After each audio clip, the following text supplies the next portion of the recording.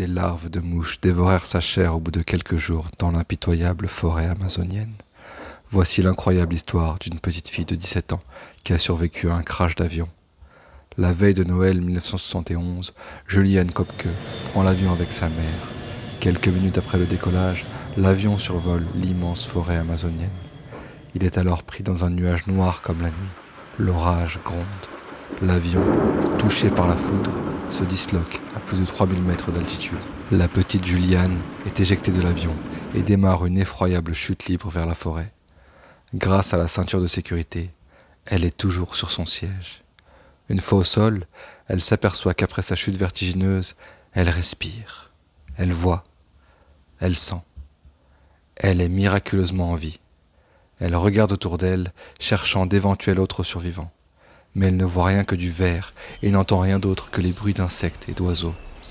Julianne, fille de 2 parents biologistes, connaît bien la forêt amazonienne. Cette forêt s'étend sur 7,9 millions de kilomètres carrés.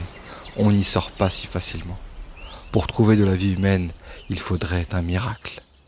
Cependant, Julianne ne perd pas espoir.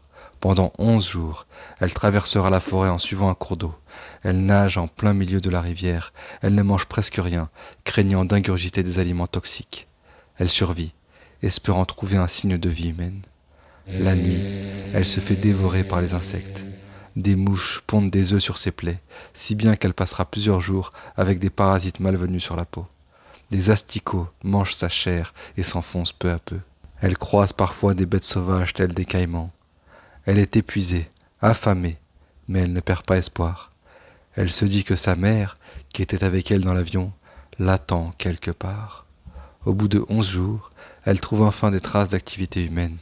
Elle est sauvée. Mais elle apprendra également que sa mère n'est plus de ce monde et qu'elle est la seule survivante du crash. Elle s'appelle Julianne Kopke. Elle a aujourd'hui 70 ans et est biologiste.